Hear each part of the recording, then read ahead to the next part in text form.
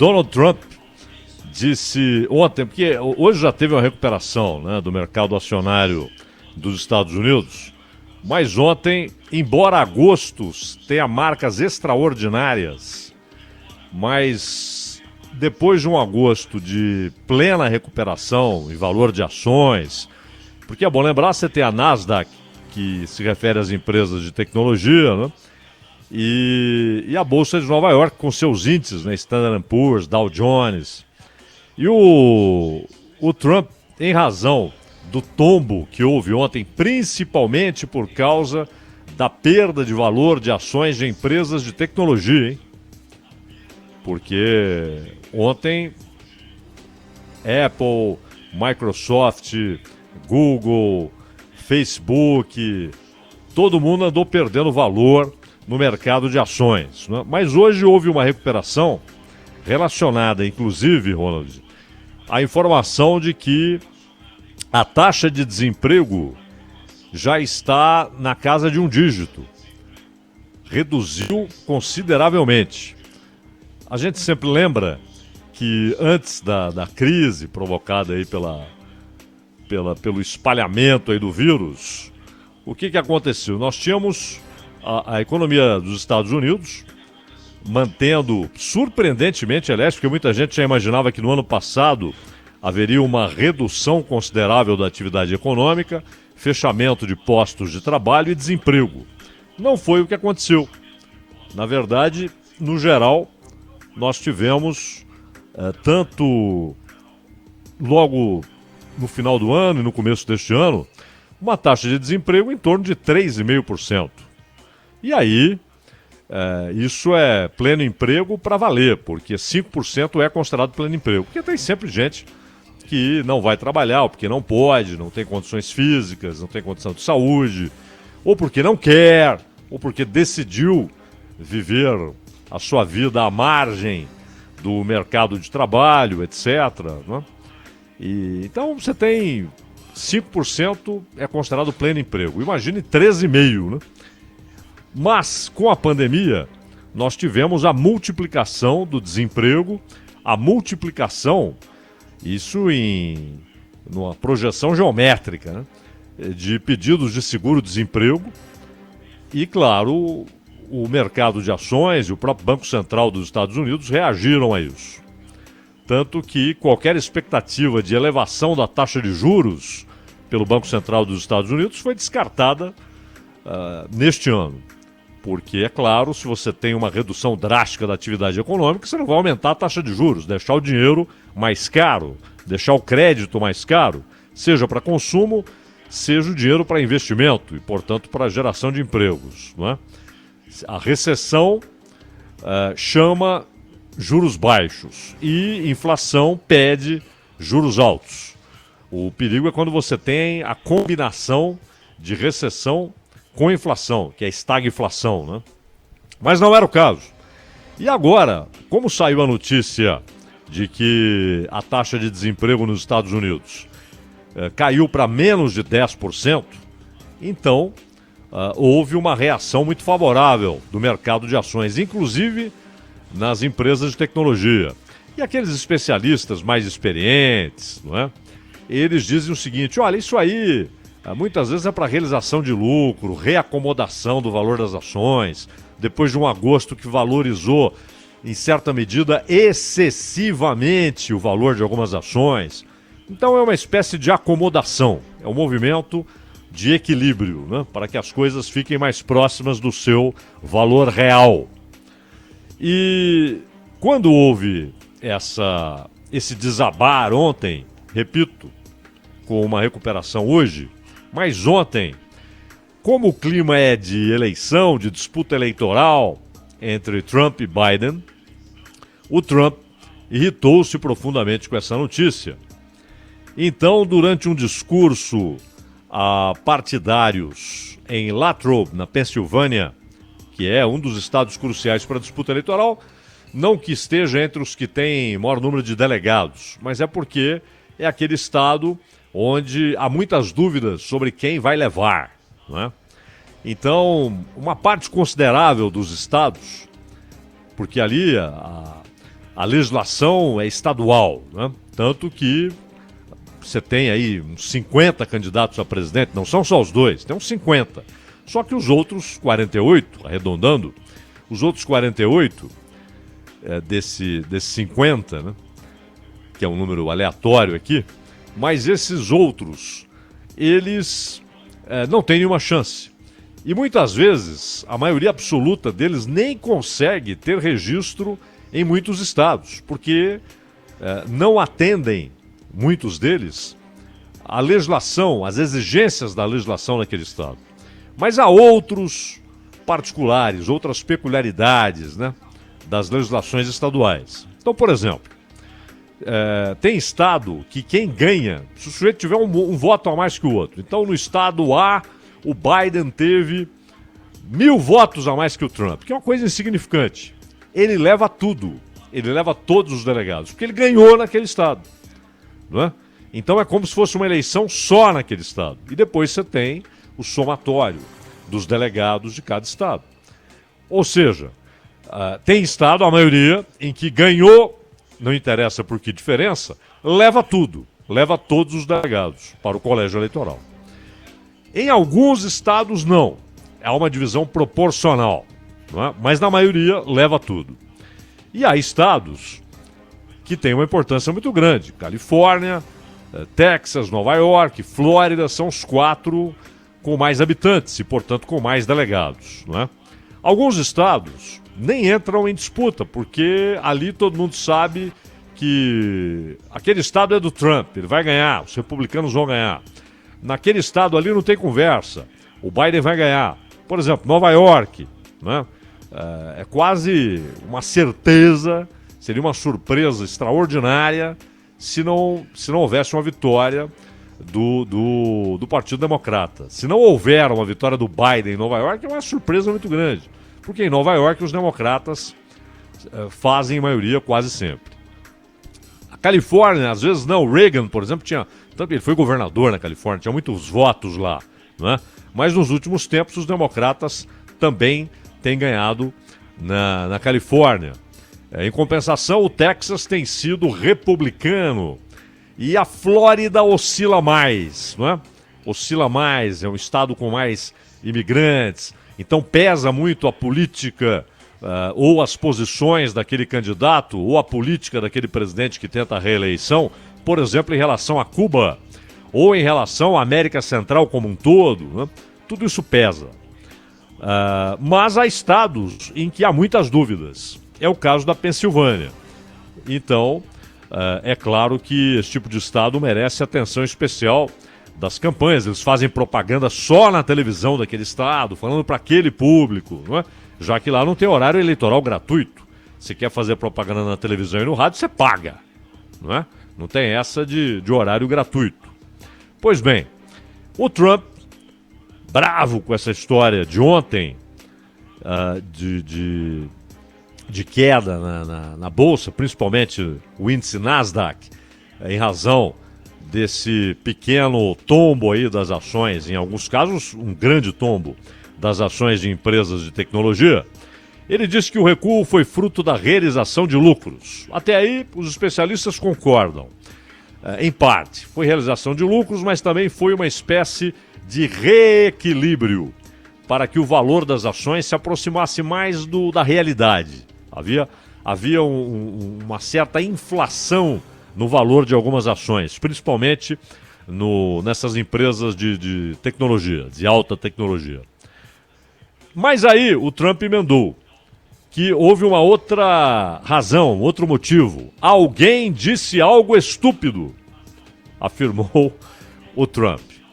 E essa declaração sobre uma frase estúpida foi interpretada na imprensa dos Estados Unidos como uma referência ao diretor do Instituto Nacional de Alergias e Doenças Infecciosas dos Estados Unidos, Anthony Fauci, que muitos chamam de Fauci, né, que é levando ali para a pronúncia, derivando lá do latim, né, e obviamente do italiano como derivação do latim.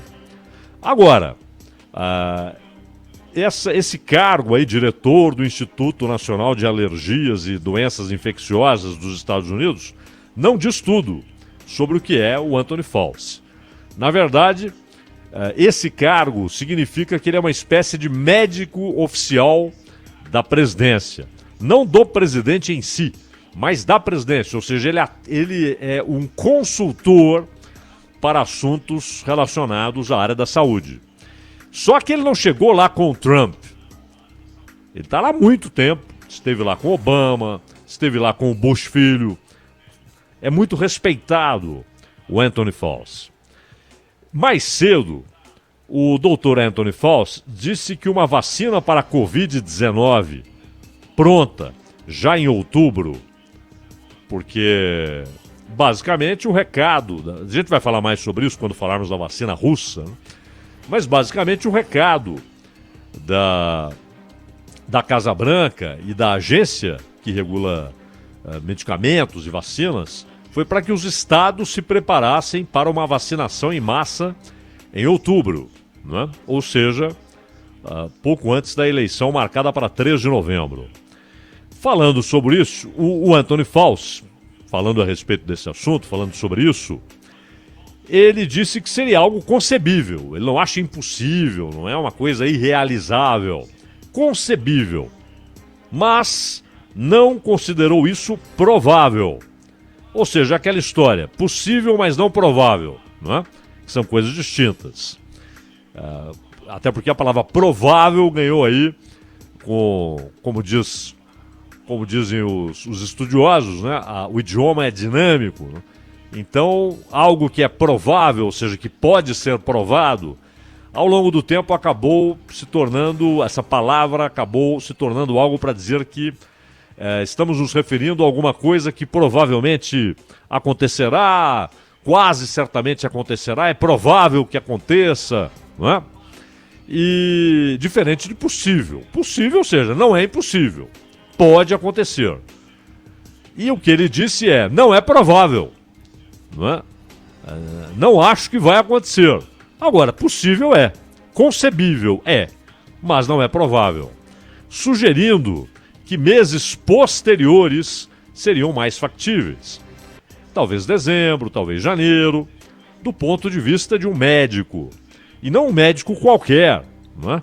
Mas alguém que é especialista em alergias, doenças infecciosas e que é visto como o médico consultor, aquele que os presidentes e secretários devem ouvir quando o assunto é saúde.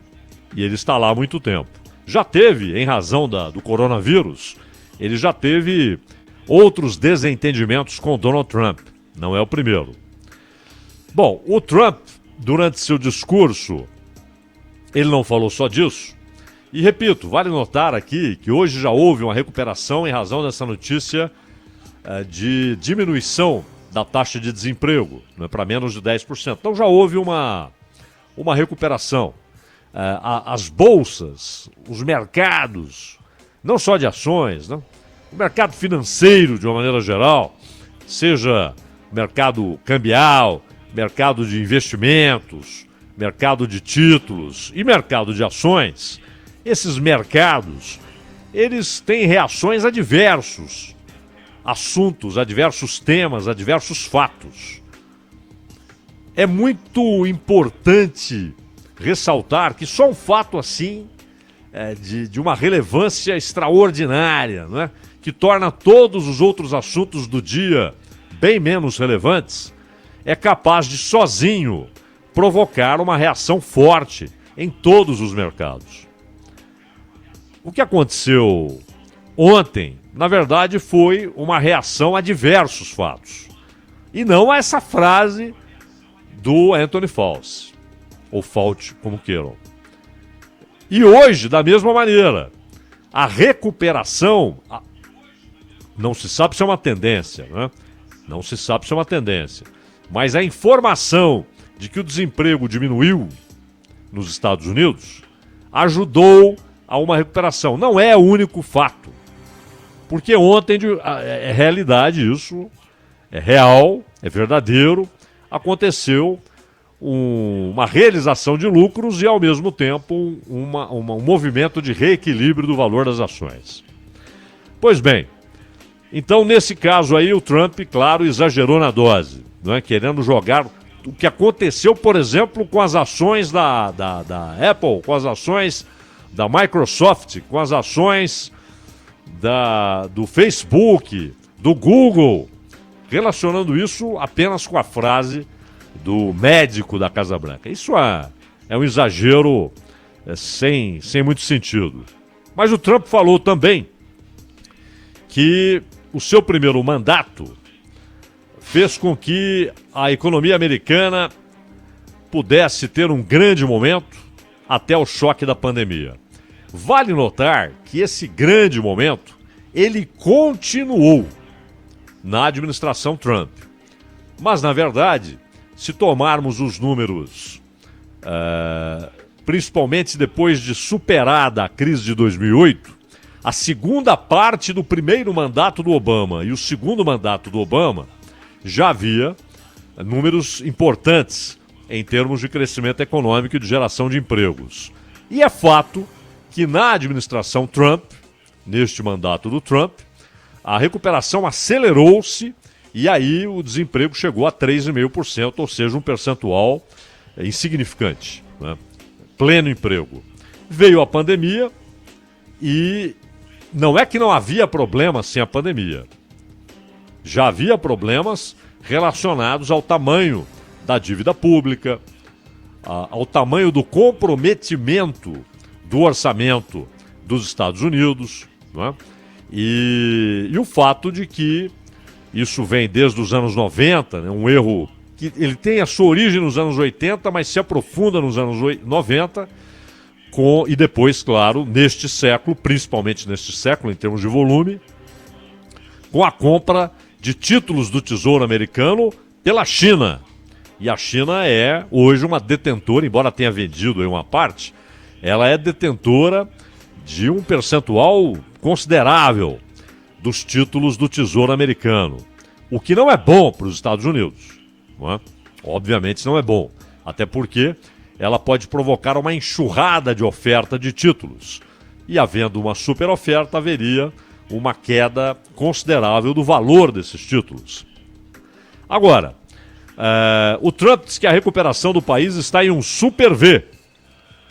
Tá aí, Ronald. Se o Paulo Guedes falou em V, o Trump falou em super V. Bem Trump, né? Super V. Desta vez ele não falou tremendo, ele vai falar tremendo, né? Então, recuperação tremenda. Não, super V. O Paulo Guedes, mais modesto, falou que é um V. O que vai acontecer com a economia brasileira. Não um W. Não haverá um segundo despencar. E que não seja um M, né, Zaidan? Que não seja um M. Que aí a ponta para baixo não é legal. Aí é complicado. Se o último traço for para baixo, né? Então o Paulo Guedes diz que aqui é V. E o Trump diz que ele é um super V. Agora, ele disse que mostra postura firme com a China.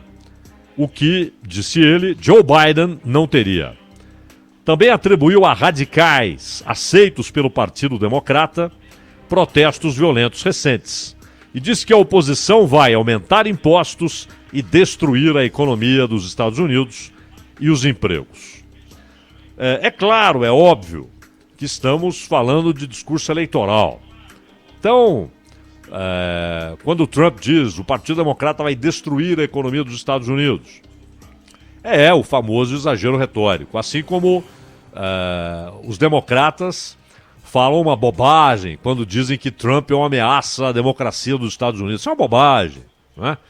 O Trump foi contido sempre que necessário pelo próprio Congresso e, claro, pela Suprema Corte. Em nenhum momento as instituições falharam quando o Trump tentou atravessar linhas. Não é? Em nenhum momento, em nenhum momento.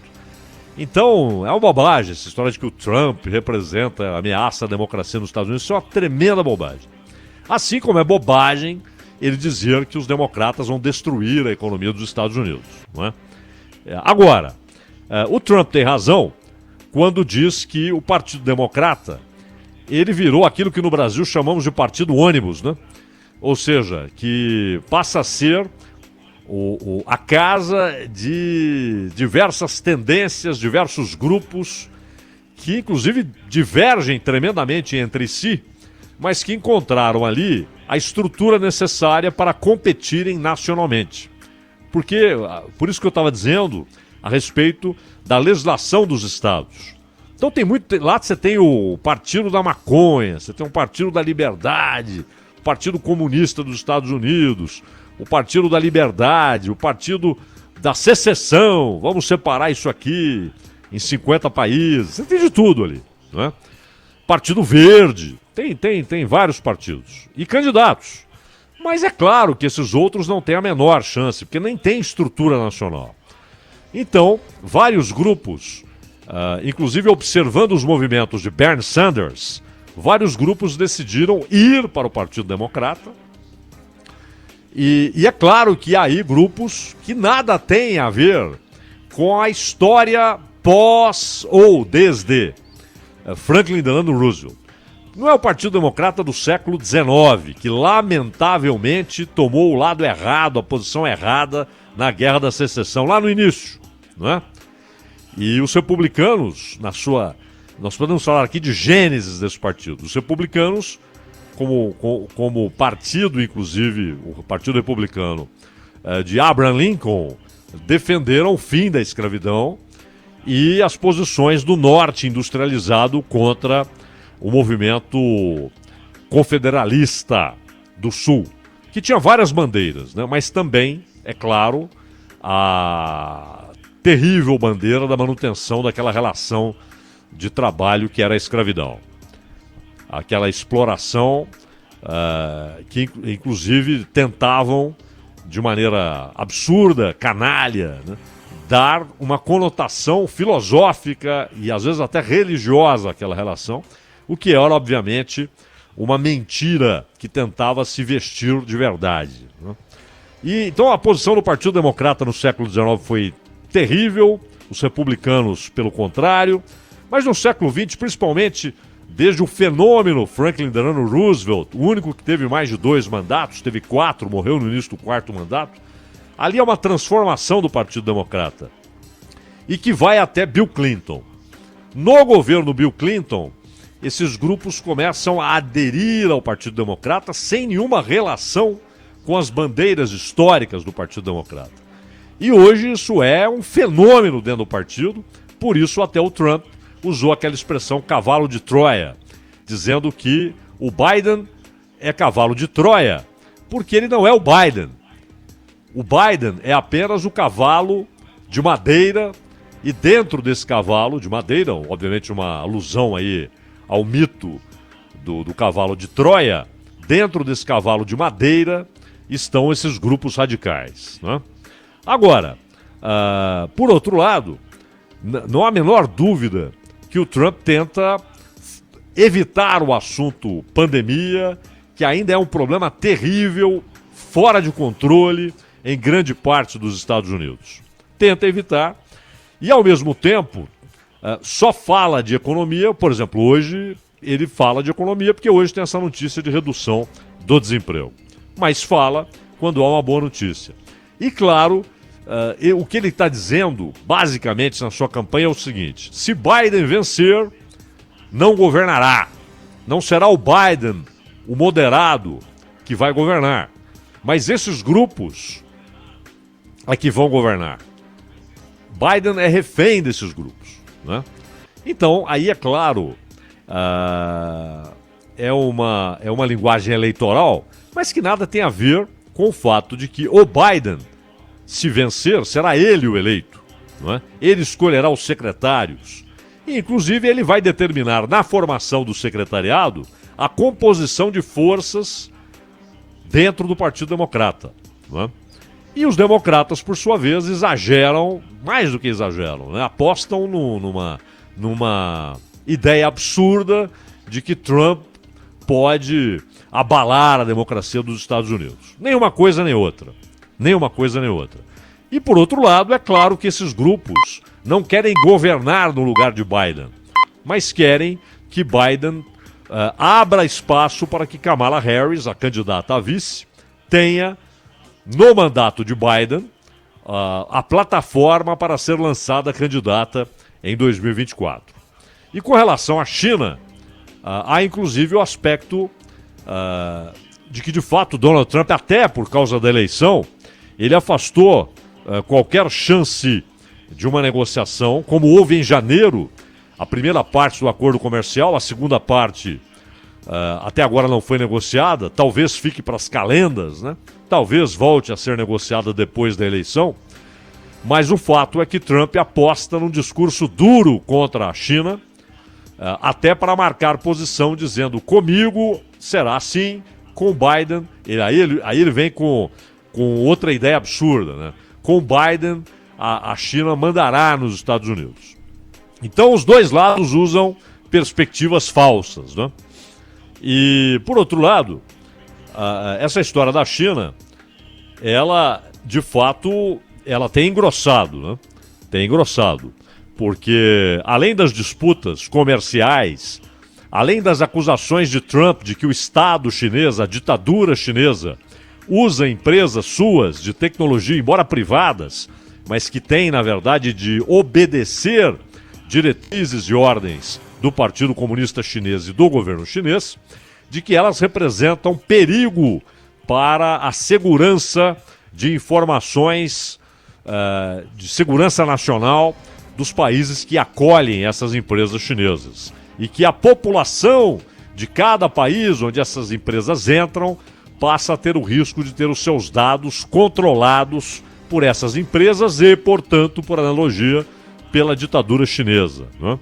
Há também a questão do mar do sul da China, e ali há riscos, inclusive, de algum incidente militar, porque há dois porta-aviões dos Estados Unidos ali, e inclusive com exercícios militares americanos programados com países da região, a China realizando o seu exercício militar e disparou 2 mísseis de advertência por ter visto aviões espias dos Estados Unidos, né, que observavam e se aproximaram muito da costa chinesa. Então são várias as questões, os Estados Unidos dizendo que a China está pressionando os países da região, está tentando controlar 85% daquelas águas, e é verdade, a China reivindica controle sobre 85% daquelas águas. Há a questão de Hong Kong, os Estados Unidos e o Reino Unido acusando a China de desrespeitar o acordo que fez com o Reino Unido, quando a China concordou que só em 2047, 50 anos depois da devolução feita pelo Tony Blair, haveria a mudança do regime jurídico de Hong Kong. Até lá nada mudaria. Estava na cara que ela não respeitaria isso. Hoje a China impõe seus controles ditatoriais sobre a população de Hong Kong, prendendo gente todos os dias, perseguindo manifestantes, prendendo dissidentes. Não há a menor dúvida que a ditadura chinesa já pôs os seus pés e os seus mecanismos de controle em Hong Kong. E a Taiwan. Taiwan não é Hong Kong. A China não entrará ali como num passeio. Taiwan é muito bem armada, mas é claro que não poderia resistir muito tempo a uma ação militar chinesa, que vez ou outra tem essa possibilidade, a possibilidade de uma ação militar para retomar Taiwan, mencionada pelo próprio Xi Jinping. E o que separa Taiwan de uma invasão chinesa é a promessa dos Estados Unidos de que apoiariam militarmente Taiwan, né? O Bush, aliás, embora esse acordo seja bem anterior ao Bush filho, ele foi o primeiro que de fato colocou essa posição sobre a mesa, dizendo para a China: se entrarem em Taiwan, os Estados Unidos responderão militarmente, protegendo Taiwan. Taiwan tem, repito, caças, tem armamento moderno, mas não o suficiente, claro, para resistir a uma ação militar chinesa. Não haveria a possibilidade de resistir por muito tempo. Para a China, Taiwan é uma província rebelde, para onde foi Chiang Kai-shek, que governava a China continental, quando os comunistas tomaram o poder. A Revolução de 49, outubro de 49, né? E aí, ele foi com seu gabinete para Formosa, né, como diziam os portugueses, que lá chegaram a controlar aquela ilha por um tempo, chamam de Formosa, mas Taiwan é reconhecida por alguns países. chinesas, inclusive, claro, pelos Estados Unidos. Mas a grande maioria dos países deixou de reconhecer Taiwan com medo de ferir suscetibilidades chinesas. E, de fato, se você quer irritar a China e comprar uma briga diplomática, é passar a tratar Taiwan como um país independente, que nada tem a ver com a China. Está aí uma forma de provocar imediatamente a ira chinesa, né? Muito mais do que questões comerciais, etc. Nisso eles são muito pragmáticos. Mas quando se fala em Taiwan, a China não admite que os países reconheçam Taiwan. Só não aplica sanções aos Estados Unidos por causa do tamanho da economia americana, a importância do mercado americano para os produtos chineses e, claro, pelo poderio militar dos Estados Unidos. E o Trump tratou, nos últimos tempos, de acalentar Taiwan, de se aproximar de Taiwan e de apoiar o governo atual de Taiwan, que não gosta da ideia daquela história de um país, dois sistemas, dois regimes, como há, por exemplo, em Hong Kong, que é uma balela. É uma balela. Os dias têm provado que é uma balela, não é? Mas Taiwan também tem partidos que pregam o retorno à condição de uma ilha que pertence à China, às correntes políticas, não é? Mas, enfim, a China pode ser elemento fundamental nessa disputa entre Trump e Biden com relação à eleição de 3 de novembro. O Trump tem insistido nesse discurso, que é muito fantasioso, de que Biden representaria uns Estados Unidos que seriam subservientes aos interesses chineses. É claro que isso é falso, da mesma maneira que Biden falsifica a perspectiva ao dizer que Trump, se reeleito, pode danificar a democracia nos Estados Unidos.